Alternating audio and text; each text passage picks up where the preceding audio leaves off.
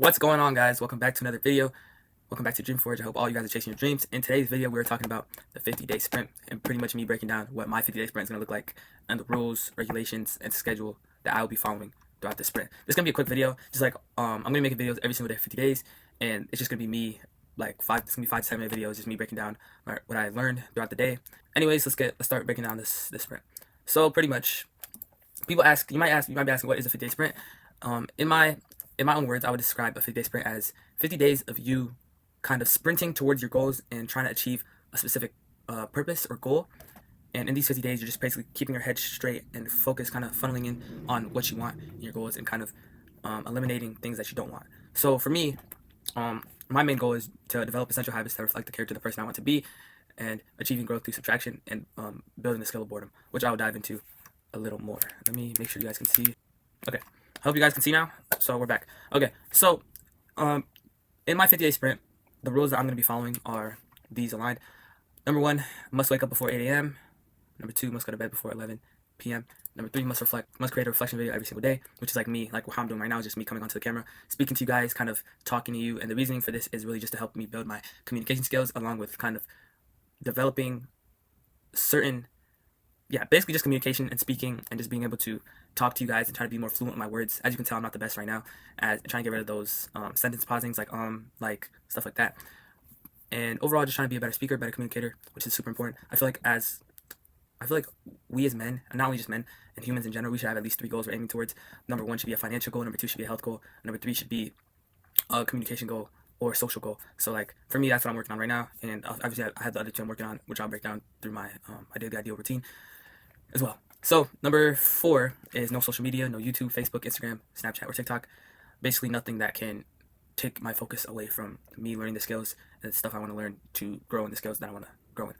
Number 5, no instant gratification / cheap dopamine. This is TV. This is, those funny videos that your friend shows you, stuff like that. Obviously, you can't control every form of dopamine. Obviously, if your mom or someone shows you a video, then is that really you breaking the rules, or is that them just showing you a video? But honestly, just making sure you're striving to have no instant gratification is what I put for my rules. Number 6, you must complete at least 3 work tasks per day, and ideally these 3 work tasks should be the most important tasks that move the needle forward in whatever you're trying to do.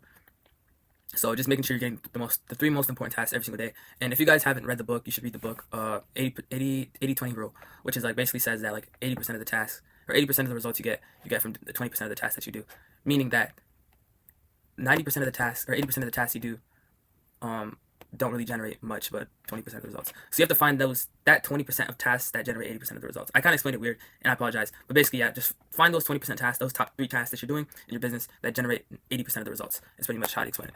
Okay, number 7, no music, only in the gym, and basically replace any other listening with audiobooks or silence. So for me, that's when I'm driving, I shouldn't be listening to music. When I'm just obviously working, I shouldn't be listening to music. And when I am like just around the house, I should be listening to music. I should be listening to audiobooks or I don't know if I'm gonna extend a hand and say long form YouTube content, because YouTube content like this that you're learning about something long form is good, but I don't know. I'm still in between if I should include that. Okay, number 8, no phone while eating. Pretty simple.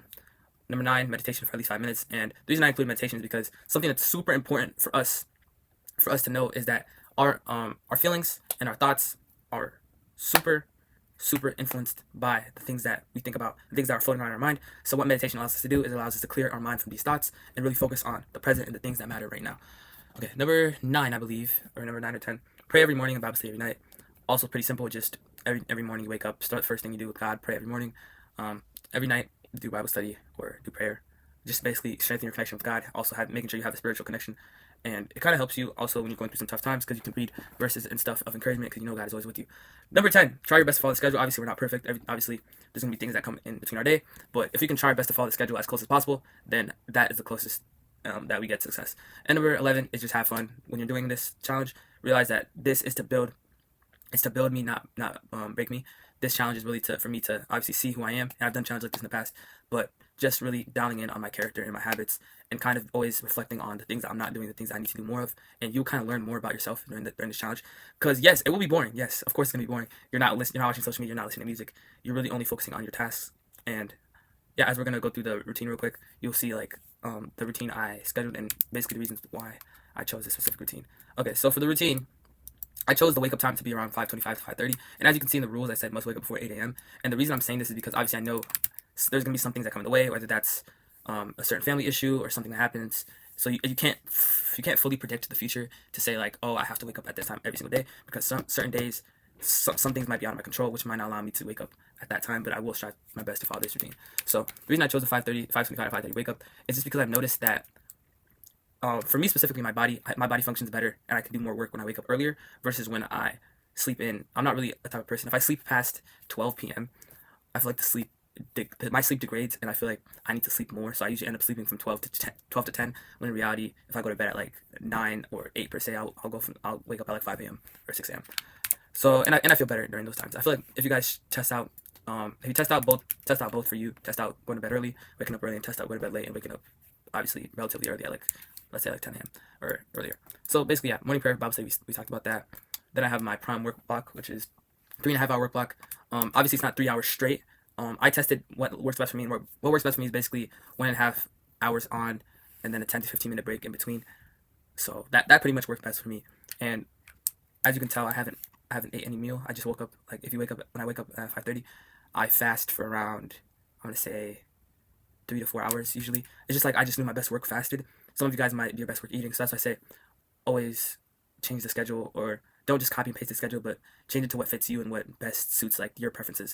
So yeah, after I do my prime work block, I eat my first meal, and then I go into my next work block for an additional 3 hours, I guess. And then after that work block, I have another meal. If you noticed, and this is something that I've really grown from, is like obviously depends on what you're most focused on throughout this journey, throughout this process. If your goal is more towards like a health goal, like fitness goal, like I want to gain this amount of pounds, then I feel like you should do more of those tasks in the morning, like first thing in the morning, as that's going to be the strongest habit you get. But for me, my goals is mostly like obviously strengthening my skills and being better in the business and really being able to get more work done. So that allows me to kind of focus more of my energy towards my work blocks in the morning rather than going to the gym, which is why I do 2 work blocks before I go to the gym. So obviously for you guys, some of this might be different. You might do 1 work block and then go to the gym, or you might just go to the gym first thing in the morning, which is also totally fine. So then after that, after work block, yeah, I have a second meal. Then I go to the gym. Obviously, like we said, you can only listen to music while working out. Then come back, take a cold shower, or just take a regular shower. I'm not gonna talk too much about like if you take a cold shower, regular shower. Cold shower usually builds more grit, but as you can tell, a shower is a shower. But it's mostly your mindset behind it. So meal number 3, the biggest meal of the day. Obviously, I've been eating meal stuff this day, but like as you can see, the meals progressively get more bigger and bigger. Obviously, this meal before the gym isn't gonna be too big, too heavy, but meal 3 is gonna be probably the heaviest meal of the day. 20-minute nap, depending on if I need to take a nap or not. Then work block C, which is just us doing the analysis, admin, optimization, etc. Meal number 4, our second biggest meal, family time, and then planning tomorrow's task today, and then a chill learning block, and then just winding down and getting ready for bed. So yeah, that's pretty much our daily ideal routine, I guess you could say. And the reason why we chose this exact routine is just basically what worked best for me.